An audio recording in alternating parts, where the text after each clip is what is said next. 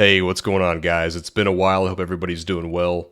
We finally got some news on the next PTR for Diablo 3 in the next season, and it's looking to be a really insane season. The seasonal theme is really, really cool and really powerful. So that's great to see. They're kind of going all out, seeing as how this is probably really going to be the last season of D3 that we're all going to play until Diablo 4 releases in the summer. I mean, if seasons are going to be 4 or 5 months long, this is probably the last one that we're going to play. So now I just want to say, and I don't want to be too negative about this, but there are no Witch Doctor changes, no Witch Doctor class changes in this preview. Nothing for Crusader either. Those are my two most played classes, Witch Doctor obviously being like the highest played class I have by far.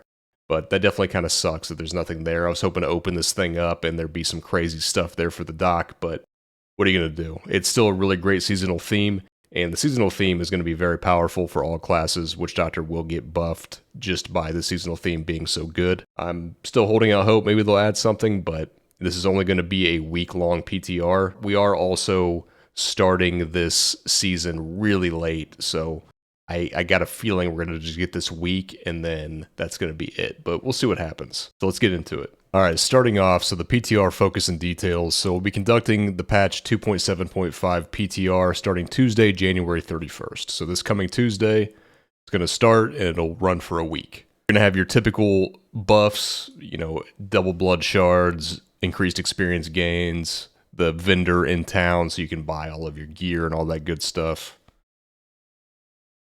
And then we got the class and item changes. So to ensure that the most significant class changes receive an ample amount of attention, we'd love for you to focus testing and feedback on the skill changes to the monk class, then item changes for the barbarian, demon hunter, monk, necromancer, and wizard classes. Not much else to say there. Moving right along into, PTR testing tips. I think you guys have probably done enough PTR. You don't really need to read that. Season 28, Rites of Sanctuary. So for Season 28, effectively what's going on here is you're going to discover an Altar of Rites. So upon arrival at the Altar of Rites, players will see 26 icons called seals and 3 legendary potion powers. So then take a moment to familiarize yourself with the elements below. So this is kind of going to be what looks to be a new UI element here. So this is really effectively what this is it's a skill tree. I think this is Blizzard's way of making sure everybody that's playing D3 is introduced to skill trees before Diablo 4 releases. You're going to have something looks pretty similar to this with the skill trees in Diablo 4. So that's effectively what this is. You're going to have to do various things to unlock the seals, which are points in a skill tree, is what the seals are. And eventually you'll be able to unlock the entire tree. So early on, you're going to have to strategically decide how you want to move through this tree, but then eventually, as the season progresses, you will have either turned in enough materials or done enough things to unlock the entire tree. So then it kind of goes through what you're going to get from the various points that you put in here. So starting out at A, your kill streak timer duration reward bonus are doubled. So this is basically massacre bonuses, and we'll go here in just a minute. We'll be able to see exactly what it takes to unlock the seals to where you'll have the points to actually put into the tree. And some of these you'll be able to get really early on, even what looks to be before you're level 70. And one of the best ways to level in a new season is with massacre bonuses. So if you can unlock this really early on, it's going to be really nice for that. B, pools of reflection last for the entire season and are not removed by death. Kind of a cool little addition there. You don't have to worry about dying and losing all your pools of reflection, your extra experience bonus. Items have no level requirement. This is something that's already in the game, but if you can just have it as a passive, basically, to not ever have to worry about it, it's pretty nice for leveling alts. This is just a plus 200 damage. So this isn't 200% increased damage. It's just plus 200 damage, which makes it a little bit less powerful. 25% missile damage reduction.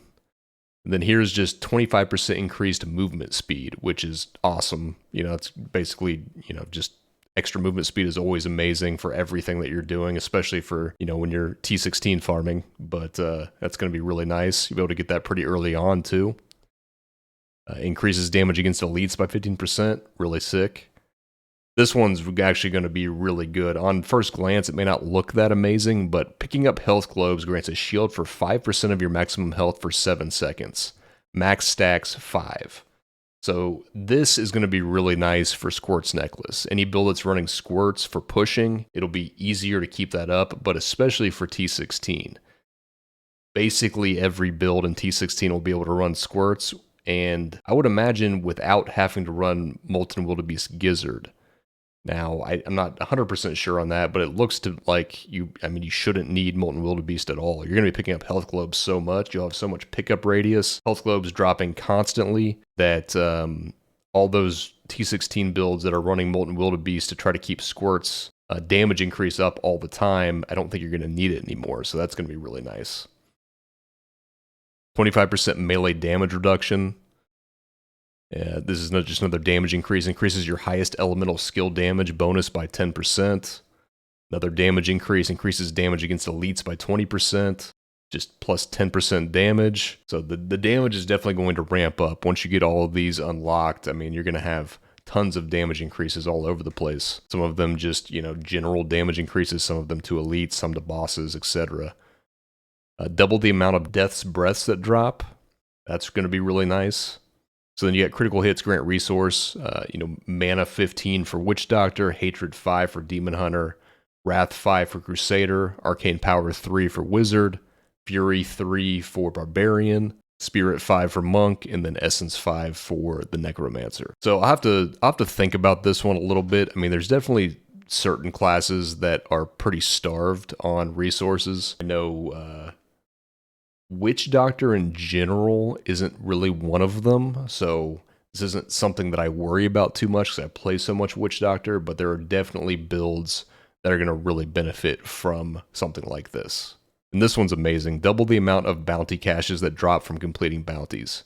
We all hate doing bounties. I'm sure there's some weirdos out there that just love bounties. It's like their favorite thing, but I've never met them, so if you're out there, I apologize, but this is just great. Doing half as many bounties is amazing. Huge quality of life change there. Progress orbs from Nephilim and Greater Rifts are picked up automatically. So this, is kind of whatever. There are a lot of times when you're pushing, especially that you don't have hardly any pickup radius, or you're not focusing on trying to get pickup radius. And you do waste some time, backtracking a little bit or moving around to get all those globes. So just getting them automatically will be nice. Reduces the damage taken from elites by 25%, just static, it's pretty good. Another plus 15% damage increase. Gain immunity to crowd controlling effects. This is amazing for Witch Doctor.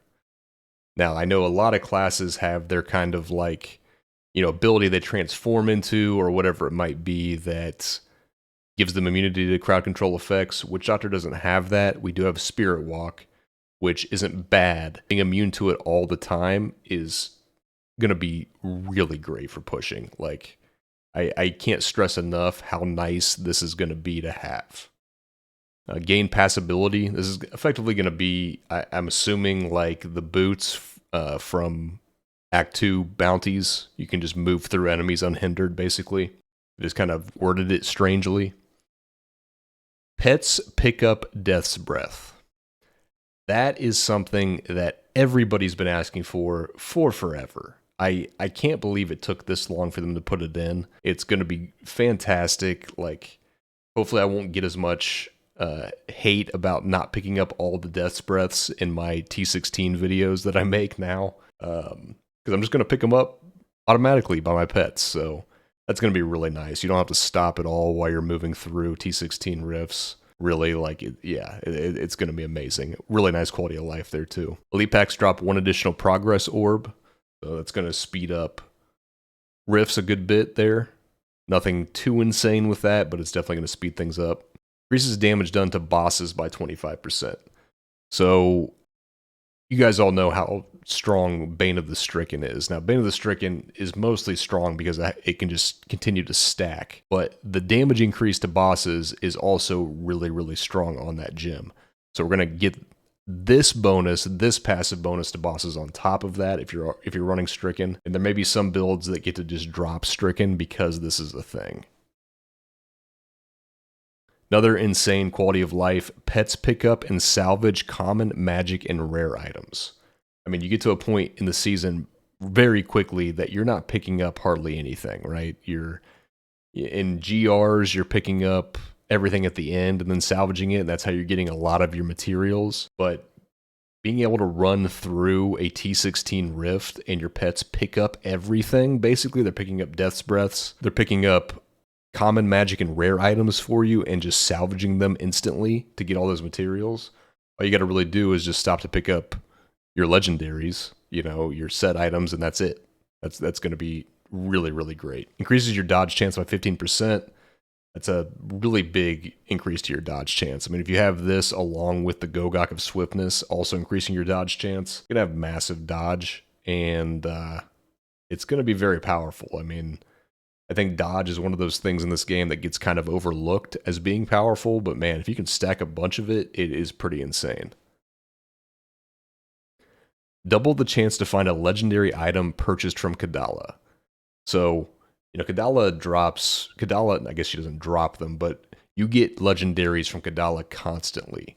So getting double that amount, gearing up is going to be much, much quicker with this. So then we go into, there's 3 abilities that happen when you drink a potion. So the first one, when you drink a health potion, you manifest one of 3 runic circles on the ground that grant increased damage, increased cooldown reduction, or increased resource cost reduction. So this is effectively a rehash of, I think it was an entire seasonal theme at one point, I believe, that did something very similar to this. These runic circles would form on the ground and do various things for you. So I'm sure this will be pretty strong. It doesn't tell us how much we get of each thing, so we'll have to see when we test on Tuesday when the PTR drops to see how good it really is. The second potion, when you drink your health potion, all enemies within 25 yards deal 25% less damage. But the big one, when you drink your health potion, gain a random shrine or pylon effect. So this can obviously be extremely powerful if you're getting pylon effects from it. Now, how long are those pylon effects going to last? Are they going to last as long as a typical pylon does? Is there going to be some kind of cap on it? Again, we'll have to test that. It remains to be seen. But this has the potential to be extremely powerful. And then the final node is going to be when a primal item drops, a second random primal item drops as well. So just doubling the amount of primal items that we get from drops. Pretty insane. This, along with something else we're going to talk about here in just a minute, is going to make it really easy to get a ton of primals in this season. All right, so moving on to how seals and potions work. So this is just kind of going to reiterate what we've talked about a little bit already, but as you can see, after unlocking the first seal, the order in which you unlock additional seals and obtain their powers is entirely up to you and which powers align with your character's build the most. Once a seal or legendary potion power is unlocked, you'll immediately receive that seal or potion's power, and will have the ability to unlock connected seals or potions once you have the required materials. And then a big note there, unlocked powers apply to all of your characters and last for the entirety of Season 28. So next up we get into how you unlock seals and potions. So unlocking seals and potions will be no easy feat, especially after multiple sacrifices. You'll find yourself rummaging across sanctuaries slaying scores of demons hell-bent on preventing you from acquiring the Altar of Right's full power. Players must gather materials listed in the Altar of Right's menu and sacrifice them in order to gain a seal or potion's power. In addition to receiving the power after unlocking, you'll notice the generic text previously displayed has been swapped with a small story scrap about Sanctuary's tumultuous past.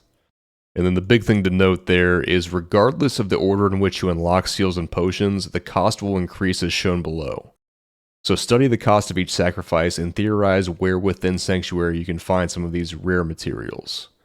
So then it goes through and tells you in order what you need to do to unlock each one. So you start out really easy, 10 reusable parts, goes into Flawless Diamond or greater, 15 Arcane Dust, 20 reusable parts, Greater Rift Key, 10 Death's Breaths, class-specific set helm, and then from there it continuously just gets a little bit more and more expensive or harder to get resources that you then have to sacrifice to continue to unlock the seals, aka skill tree points, and continue to go through the tree.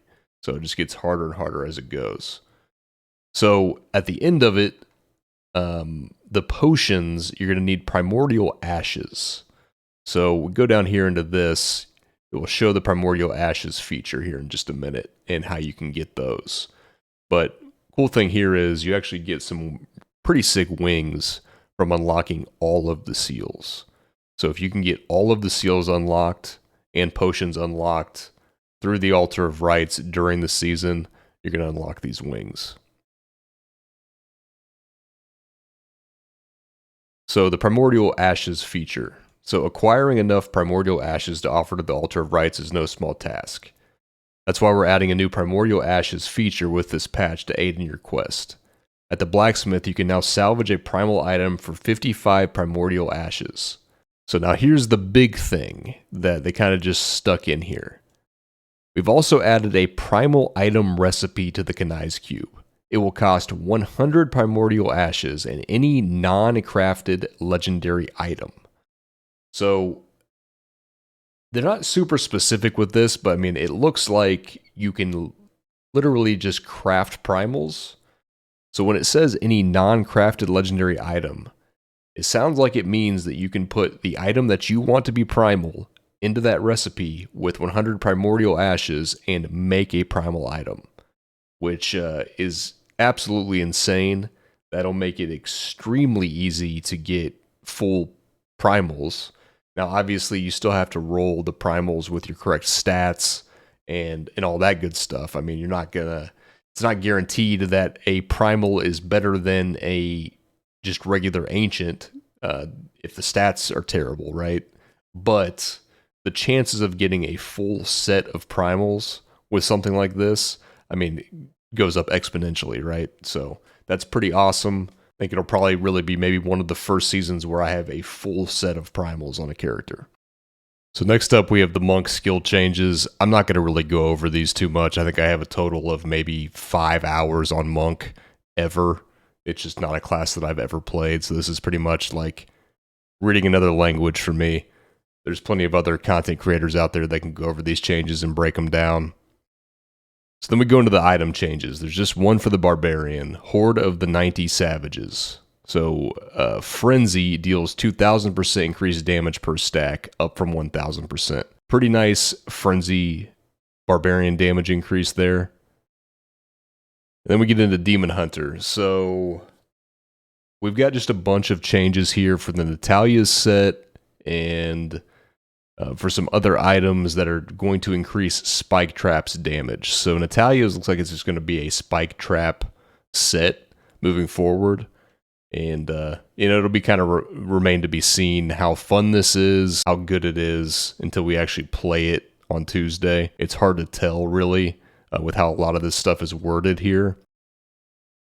But I think this could actually be a pretty fun build, and I could see myself actually playing a Demon Hunter if this is a build that's viable. Then I know a lot of you guys are big-time UE fans, so Unhallowed Essence is getting a big buff. So before, Hatred Generators, Vengeance Attacks, and Multi-Shot dealt 350% increased damage per point of discipline the Demon Hunter currently has. They're buffing that to 1,700% increased damage per point of discipline the Demon Hunter has. That's pretty insane. That build is definitely making a comeback. Multi-shot Demon Hunters are definitely going to be a thing if they don't tone that down at all. And yeah, I would say 2 pretty nice seasons in a row for Demon Hunters if this stays the same and this Spike Trap build actually becomes a thing and is relevant. So again, Monk stuff, Patterns of Justice, Rain in a Thousand Storms. Again, don't really know much about this. The big change that I'm looking at the most personally would be the Necromancer. So Masquerade of the Burning Carnival is getting a Bone Spear damage increase. So Bone Spear now deals 9,000% increased damage, up from 6,000%. but the simulacrums gain triple this bonus. So this is going to be really strong now. I know it was like really crazy when the set first came out. I don't know if it's quite back to that power level or not, but it's going to be a very viable build. And Witch Doctor and Crusader are probably my top two. I like Necro a lot as well, though. It's probably my third most played class. So there's a pretty decent chance I might even start with Necro if this build is really fun and powerful by the time the PTR ends. And then the Hydra build for Wizards getting a buff, so the 6-piece bonus on Typhon's Veil. Hydras deal 4,000% increased damage for each Hydra head alive, and that's up from 2,000%, so that gets doubled up. Overall, the seasonal theme is sick. I like the fact that you're going to have another thing to chase for a while in the season. I don't know how quickly we'll get all that unlocked. I mean, the hardcore players will probably get it unlocked pretty fast, guys that play constantly.